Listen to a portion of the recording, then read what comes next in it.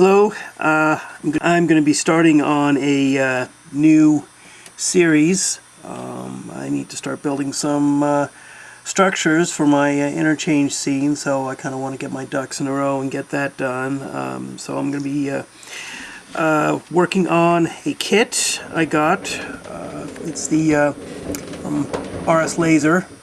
It's a saw filer shack, and I thought it would make a nice rustic little bait shop when I got done with it. So that's what I'm going to be working on tonight. And actually it's going to be kind of a review too. I'm going to be doing a write-up of this kit. I got courtesy of ScratchBuildersGuild.com. I'll be writing a review for that, but this is also my video blog of my adventures in putting this thing together. And this is the first laser kit I've ever messed with, so I haven't been doing that many structures. I've never had my layout to the point where I need a lot of structure. It was always gotten part way and then something happened and I have to start over, so I'm really starting to dive into it now. And anyway, this is what came in the kit.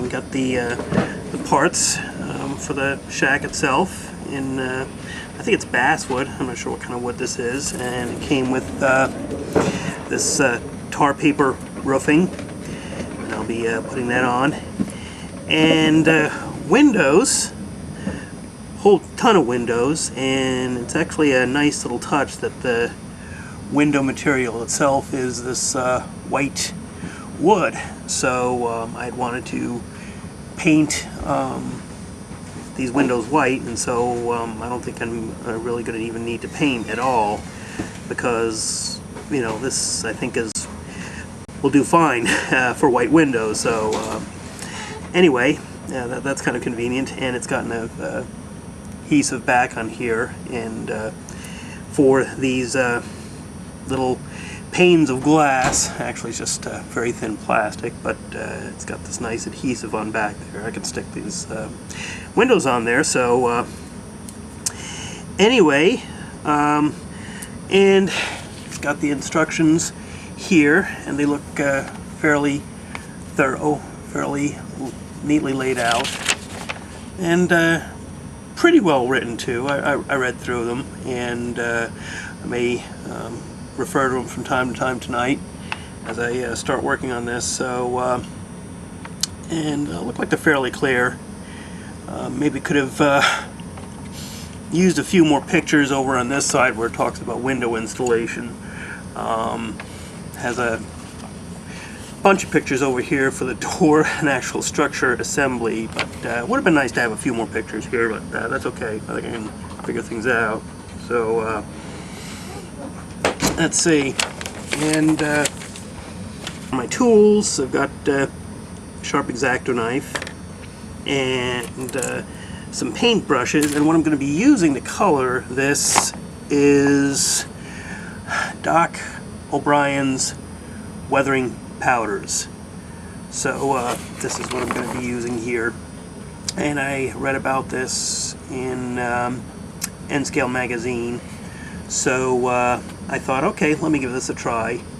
And I guess the advantage of using powders over using any kind of paint is that powders won't cause the structure to warp, especially if you use like an acrylic paint on this.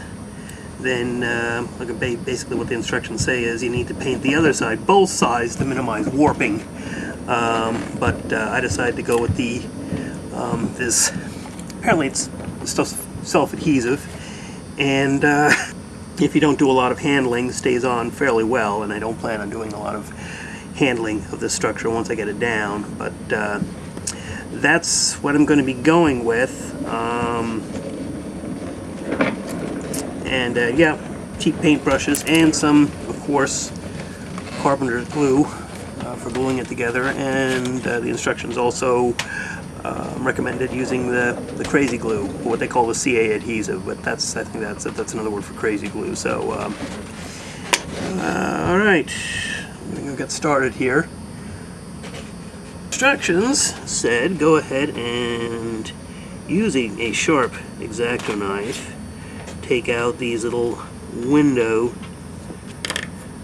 Be careful, because this is very thin wood. You can see here. So I'm hoping that this will be reasonably sturdy once it's all glued together.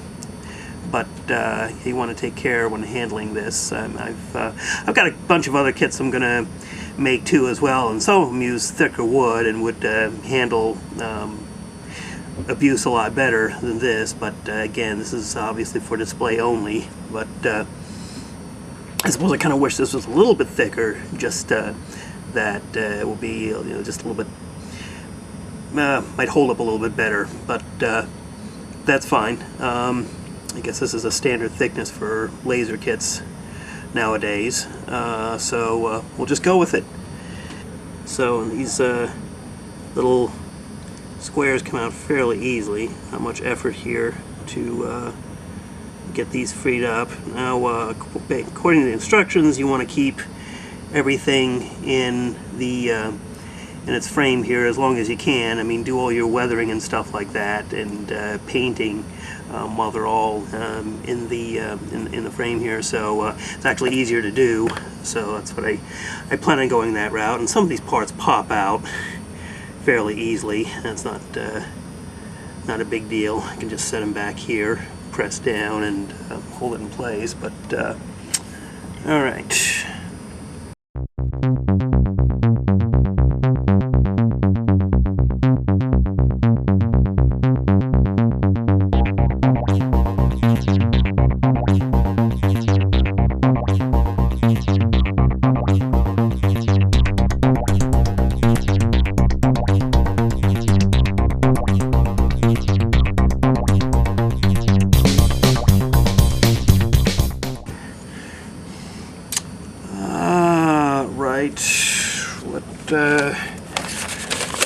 Let's consult the Oracle instructions.